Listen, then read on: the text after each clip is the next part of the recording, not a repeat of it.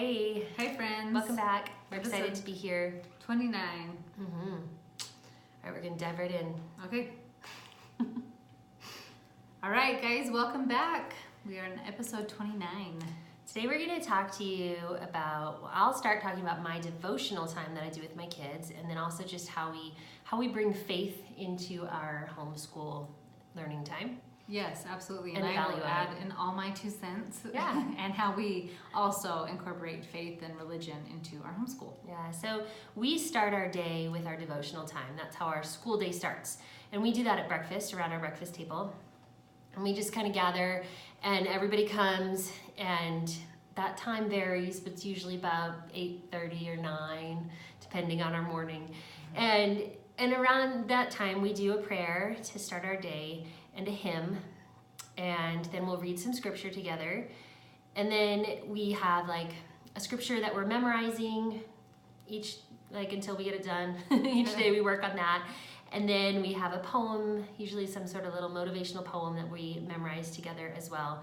And we do like some character study type things during that as well. Some different things that we've used for that are We Choose Virtues. Those are really good for littler kids. I love them. They're just little cards that have like a virtue on it, and you talk about it with a little story, and it teaches kids they're just really sweet. Another one we've used is Laying Down the Rails by Charlotte Mason. It's not really by Charlotte Mason. There's a book set. It's based on Charlotte Mason's teachings. And then a couple of other ones, like there's a manners curriculum we've used from Christian Light Education that was really cute. And so we'll do character study and poetry memorization, and then some Greek and Latin roots. So devotional-like, right? But that just kind of pulls in. And that's just like our whole morning study and how we start the day. And it's a really nice thing for us, because if that gets skipped, I feel like the whole day kind of gets thrown off, and the kids don't know when to start, and they don't know what to do first, and just like messes up our whole day for some reason. It's funny. So there are mornings where if I'm going late, or if I'm off at a doctor's appointment or something else and the devotional doesn't happen, it just sort of throws off the whole day. So I love this time to just sort of gather us and connect us at the start of the day, and it just kind of ties us all together. That's awesome. So you guys are starting this. You're actually dressed and ready. Well-ish, I guess. I don't know. I mean, we're ready to go. Everyone's not always dressed. Oh, okay. That's what I'm wondering. Like, if you're ready, like you could go, but no, like you just kind of have a general time. Yeah. Kind of get ready. Maybe you're dressed. Yeah. Usually. I know that usually. Usually, most days I'm dressed by then. Yeah. Most of us are dressed by then. I like to have them like get dressed, eat breakfast, and we're gathering right around then. Okay, that's awesome. Yeah. We do it. So we've switched a little bit this year because just my kids have grown and times have changed. And if I'm being honest, we've never done scripture study with Dad. Oh, okay. And I couldn't figure out how to make his schedule work with our schedule. And as the kids have grown, they actually started going to exercise with him. So now I was missing a bunch of kids for scriptures. So, and even my husband was like, I would like to do this with you, right? So anyways, I'm learning to be more flexible. And we found a time that works for our family, which is 7:45 in the morning. Okay. And we're pretty good to get there, and nobody's ready, and people literally will come with their blankets and lie down on the kitchen floor. But we start with scripture study, and we use the Come Follow Me curriculum from the Church of Jesus Christ of Latter-day Saints. This is a new program they just put out this year in our church, and this year we've been studying just the New Testament, and it's a really beautiful program. We use this as well as a family that gives you a weekly outline, and each week it has little discussion topics and scriptures to read from the New Testament, and just helps you just dive deeper into those lessons. And it's been such a fun and beautiful way for our family as well to really connect and learn more in a deeper way about the scriptures. Yes, and I've really, really loved having my husband be a part of it. So I was teasing him because he's not a handyman, but he's very, very smart. And he has learned Hebrew to understand the Old Testament better, and he learned Greek to understand the New Testament better. And he loves languages and linguistics, and so there's a lot of correlations with words.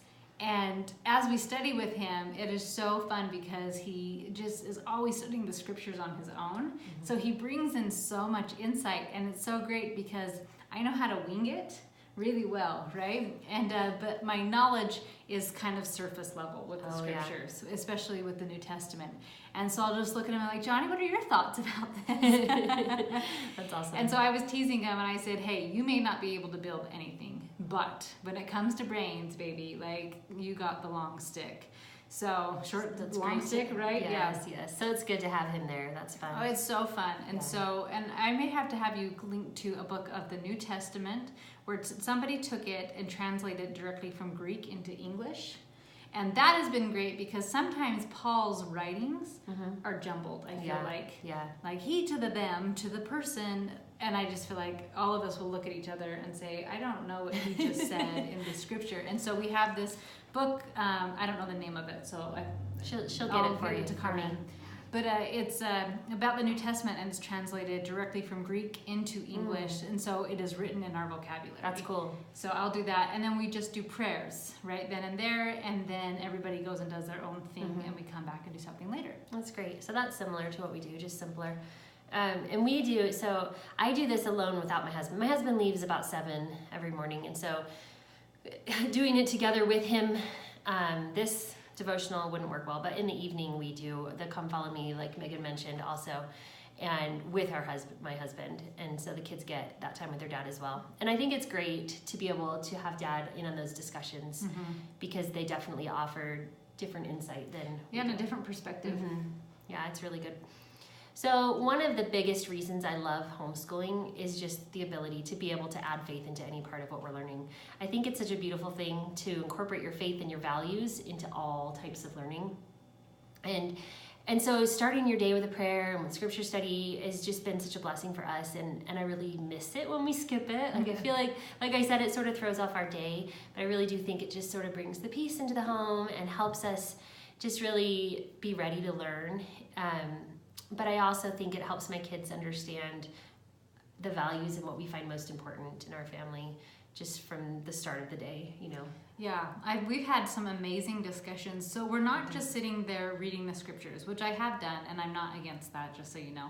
But sometimes it's tricky to take the application from it. Yeah. And so I've loved studying little chunks and understanding it. And so I'm trying to think off the top of my head. This morning's was about these people saying your religion is put you into bondage and it's too difficult and it's too hard, and Paul is saying no, actually by not being free. It makes you free, and when you are not, it puts you into bondage.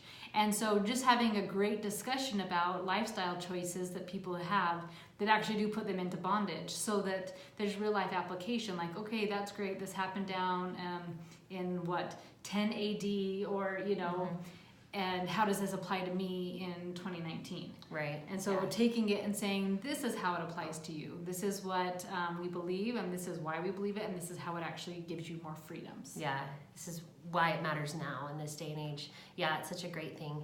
We love the discussions we get into as well. And that happens sometimes in the morning and sometimes in the evening, and just, you know, depending on our moods. But it's been a beautiful thing for me to have those kinds of deep gospel discussions with my kids, and to really help them build their own faith and their own testimony.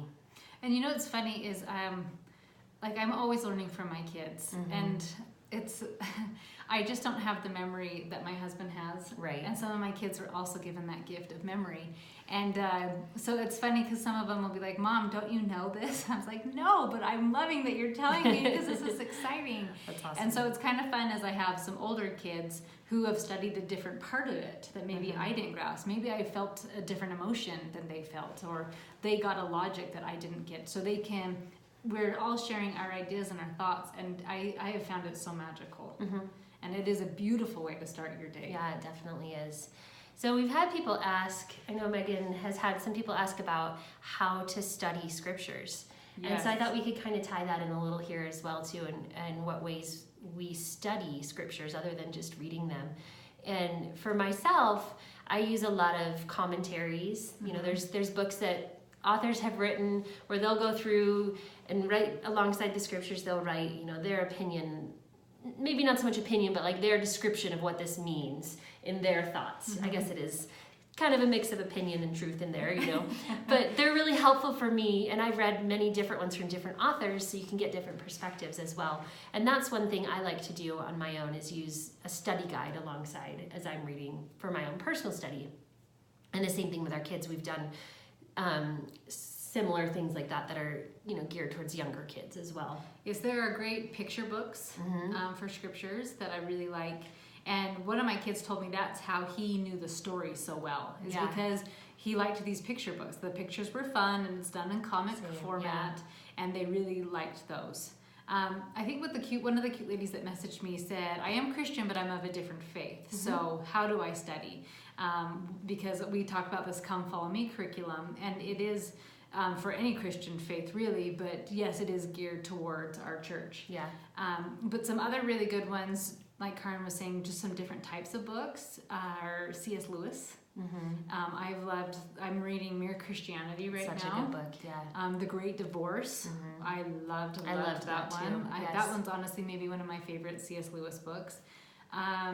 Or just any story. Well, and I think that there's a lot of authors in any denomination that you may be in that do a similar thing, where they'll go and they'll do a devotional based off of scriptures, where you follow through the Bible in, you know, giving their commentary and their ideas that help you learn and study deeper. And there's a lot of different books like that I've read, from, you know, just basic Christianity to our own faith, the Church of Jesus Christ of Latter-day Saints, and I think that you can find that for any denomination. Yeah, absolutely. So yes, I mean, other than C.S. Lewis, I believe most of the authors I read are of my same faith. But there was a good book you recommended years ago. Do you remember that one? I think there's a picture. Years ago. I know. Well, Karen, I don't remember, but it was one that kind of rocked your world with, like, understanding. I swear Christ is on the cover. I'll have to. Oh, yes, I know which one you're talking about. Experiencing the depths of Jesus Christ. Yes, I think that's what it's called, or something along those lines. I'll find the exact title, but that was such a beautiful one. It was written in the 1600s by a woman in France, I believe. I think she's French, and just from a basic Christian perspective, and it was such a beautiful book. I did read that a couple of years ago. I remember that one. And really it did. It really strongly impacted me, and it was a lot about prayer and how you pray and connect with God through your prayers, and it was beautiful. Yeah, I'll get you guys a direct link to that one as well. Thank you, yes. Karen, for having great book recommendations. But I think just be willing to not understand sometimes scriptures. Like I said, my husband does it with languages, and that speaks to him to learn it in another language and the cultures he loves.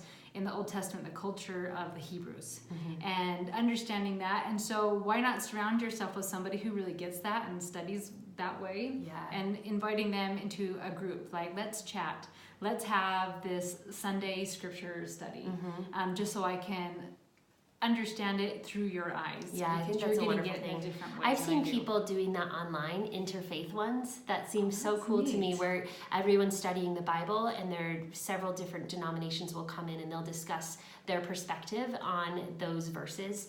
And I just think that would be such a cool and beautiful way to study the Bible together with members of different faith, because you would learn so much from each other about different perspectives and different beliefs, and I really think you could gain a lot. You could really here's a great idea for you ladies. If you found other homeschool families that would love to have a Bible study together and do it through Skype. Yeah. Or something that's just online, that you don't even have to come to each other's houses, and just like, hey, we are going to study this today. Yeah, so come prepared, really, and just something kind of fun. And then just one more thing along these lines. So I do a morning devotional with my kids, but I also have my own personal one each day. So every morning I wake up very early, ahead of my children. I never sleep past 5. Rarely ever, unless I'm sick. But I just really treasure that morning to study time for myself, and I will read scripture, and I will pray, and I will just have some pondering time for myself, and I'll write in my journal. And it's just a really important part of my day to get me going, but also to really connect with God, because I think you need to do that in private as well as in a group. Doing it in private, you can connect in a deeper way than you can in a group setting, you know? Absolutely, especially when you need help with your kids. You can't really pray or any out specific loud. problems. But I mean, like, if you're homeschooling and you're like, in front with your kids praying, like, please help me to not yell at you today. You know what I Right, mean? Like right. in your private studies, like, okay, I need to have my patience. How can I do this? I need your help today. Yeah, so I always make time for personal study as well as family study, and I think it's really important to do both. What I really like to do is when my kids are about 5th or 6th grade, at least for sure by 7th, but test started in 5th grade, is we do add religion study on top of scriptures. And we have done some really great books. Anything by John, by the way, has been really, really fun. He's a lot of fun. Brad Wilcox is also fantastic. He has The Continuous Atonement for Teens, a lot of great books. Then some of my kids wanted something deeper. Tess is reading The Great Divorce right now because I love it so much. And so that's been fun when she's doing her narrations. Then I'm reading the book kind of with her, and so it's been fun. Our kids are reading Mere Christianity for their youth class. At our Mine are homeschool not. co-op. Mine are. Hers Mine are aren't. supposed to be. Oh, that's funny. Yeah. My kids are reading Mere Christianity by C.S. Lewis right now also. I know I told them I have it, but they're like, meh. I thought, I don't. I'm choosing my battles. It's okay. Yeah. So another one that my kids have liked is Gospel Symbolism. Standing for Something by Yeah. Gordon B. Hinckley. Yeah, that's is a a good great one, too. one. They're just lots of little cute books that I have gathered. I have on my bookshelf my teen, like youth gospel great. section. And so I just love, and I think Charlotte Mason calls it scaffolding, where you take something, right, instead of just diving in and saying, you need to understand the New Testament. Like, I don't understand these words. I don't understand anything that's going on, the cultures, and saying, okay, let's step back. Let's just like get a love of Christ. Right. Let's get a love of the gospel. Let's do something simpler. And then you just build upon it. And I've seen it in my own kids building their own testimonies, and for myself, Yeah. because I didn't study the scriptures as a youth. Well, and for your littlest ones, Meg already mentioned, but teaching them the stories to begin with. You know, if they just learn the stories through pictures and through picture books, then they will begin to understand that and develop that love for the gospel at a younger level too.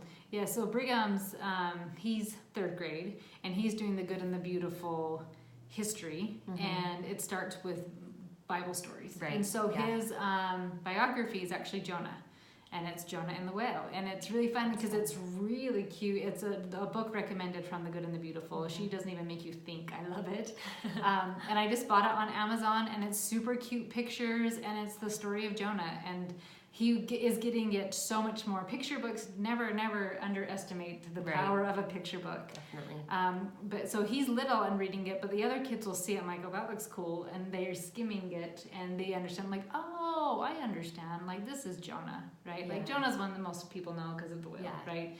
But you could do it on anybody else and just find great, cute picture books. Yeah. All right. Well, that was a little overview and maybe deeper than what we thought we'd do, but of how we do our morning devotional and our faith study in our homes. And we'd love to hear what you guys do as well. Share with us what you do in your home and how you study the gospel with your family, and share your favorite resources with us as well. Yeah, and I was going to add, when we actually come back after we've done our devotional and eaten breakfast and people have gone the other way, and I'm actually starting school, I do a hymn study. Oh, yes. With the 4 that do the intense schooling with me. I don't even know what to call it because everybody's homeschooled, but not everybody's required to be with me. Yeah. So the Just 4 the younger ones. ones, we do a hymn study, and we actually do another prayer and study some of those things again. So I'm like, here is religion. Let's love it. Let's live it. Oh, and you talked about this too, sorry, right at the beginning, that there doesn't have to be a separation of God and school. Yeah, I think that's really important as you're studying any subject, that you can bring in the importance of God and why it matters to your faith and why it matters to this world, that you study science, that you study math, that you study history. All of these things have application in your faith. And then it doesn't make it weird. There's not the separation, like now we don't talk about God, now we can talk about Him.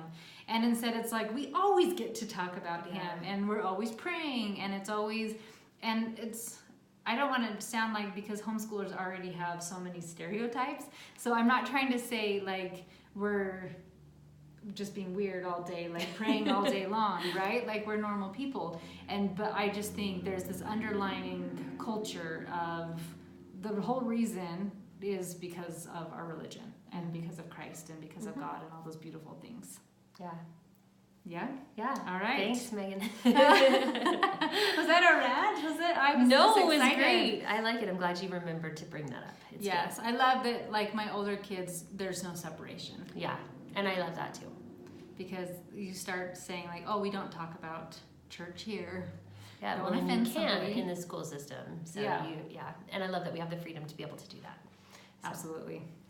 That's a little bit of a soapbox on me, I guess. It's a good one though. Well, thank you guys so much for listening today and tuning in, and we hope that you found some value in it. Yes, and we will talk to you next time. Have a great week. Bye-bye.